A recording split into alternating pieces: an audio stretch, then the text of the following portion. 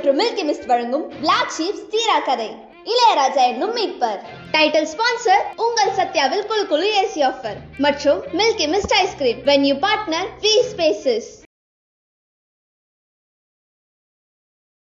உங்களுக்கு ரொம்ப க்ளோஸ் ஆன ரொம்ப கனெக்டான ராஜா பாட்டு தெரியும். என்னோட மகளை நான் அவரோட சின்ன வயசில் நான் இழந்துட்டேன். அப்போ வீட்டில் இருக்க முடியாது. அவரோட அந்த காலகட்டத்தில் நீங்கள் பார்த்தீங்கன்னா அவரோட எல்லா காதல் பாடல்களும் எனக்கு என்னோட மகளை ஞாபகப்படுத்திடுச்சு. அதாவது காதல் பிரிவு பாடலை தான் அவர் எழுதியிருப்பார். ஆனால் எனக்கு மகளை ஞாபகப்படுத்தும். 6-60 வாழ்க்கை வருஷம் அன்பை நான் கண்டேன், தினம் ஆசையோடு சூடிக்கொண்டேன், தங்கமே என்றேன், அவள் வாழ்வுக்காக அப்படின்னு சொல்லிட்டு அந்த வரி எல்லாமே நமக்கு மகளை ஞாபகப்படுத்துறதா தான் இருக்கும். அந்த பாடலை பாடலாம்.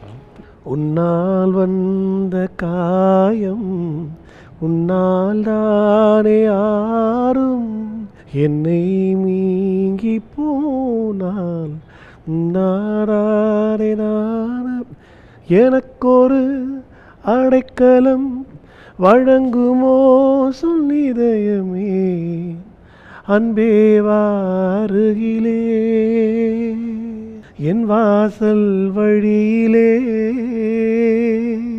ரொம்ப இதயத்தை தாக்கிய பாடல் ராசாத்தி உன்னை காணாதுன்னு நிறைய முறை கேட்டிருந்தாலும் அதோட பிக்சரைசிங் ஆர் சுந்தர்ராஜன் சார் ரொம்ப அழகாக விஜயகாந்த் சாரை சாஃப்ட் பண்ணி அழகாக ஷூட் பண்ணியிருப்பார். ராஜா சார் கூட நான் ஒரு நாள் பேசிகிட்டு இருக்கும்போது சொன்னார், இந்த மாதிரி இந்த பாட்டு கோயம்புத்தூருக்கு மேலே வால்பாறை அந்த அந்த அந்த இடத்துல ஒரு தியேட்டர் இருக்குது. அந்த தியேட்டர் யானைகள் அந்த பாட்டுக்கு மட்டும் கேட்டுட்டு அதுவாக அமைதியாக திரும்பி போயிடும். ஸ்கூலில் ஒரு சேட்டை பண்ணேன்.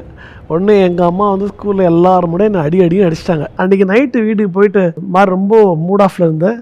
எங்கள் அம்மா என்னை மடியில் படுக்க வச்சுட்டு ஒரு பாட்டு பாடுப்பா அப்படின்னு சொல்லி சொன்னாங்க. சோறு போட தாயிருக்கா, பட்டினியை பார்த்ததில்லை, தாயிருக்கும் காரணத்தால் கோயிலுக்கு போனதில்லை, தாயடிச்சு வலிச்சதில்லை, இருந்தும் நான் அழுத தாங்கிடுமா உடனே தாய் அழுதா, ஆக மொத்தம் தாய் மனசு போல் நடக்கும் பிள்ளதா, வாழுகிற வாழ்க்கையில தோல்விகளே இல்லதா.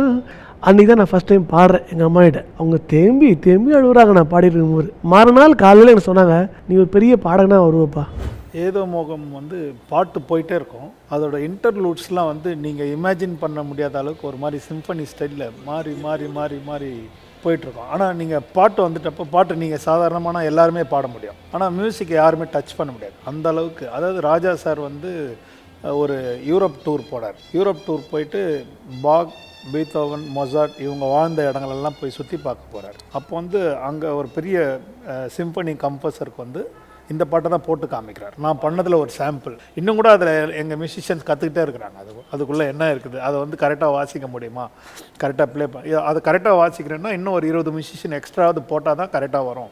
இந்த படம் ரெக்கார்டிங் பற்றி எஸ்பி சார் சொன்னது ரொம்ப சுவாரஸ்யமான செய்தி. பாம்பேயில் போய் ரெக்கார்ட் பண்ணப்போ நீங்கள் இங்கே வராதிங்களாண்ணா, ராஜாவும் நீங்கள் வராதிங்கன்னு மியூசிக்லாம் சொன்னாங்களா. என்ன காரணம்னா, நீ என்னடா அவனடா நாங்கள் ஜிங்கிள்ஸ் வாசிச்சுட்டு இருக்கோம், அவனா என்னென்னமோ கொடுக்குறாங்க, வாசிக்கிற கஷ்டமாக இருக்குது, அதெல்லாம் சரி பரவாயில்ல ரெக்கார்ட் பண்ணலான்னு போனால் நீ ஒரே டேக்கில் பாடி முடிச்சுட்டு எங்களுக்கு எக்ஸ்ட்ரா பேட்டா கிடைக்க மாட்டேங்குது, அதனால் நீங்கள் 2 பேரும் தயவுசெய்து பாம்பே வராதிங்கப்பா, சென்னையிலே ரெக்கார்ட் பண்ணுங்கப்பா அப்படின்னு சொன்னாங்களா. இல்லை, பெர்ஃபார்ம் பண்ணுறத விட சில பாட்டு கேட்கும்போது ரொம்ப ஆச்சரியமாக இருக்கும்.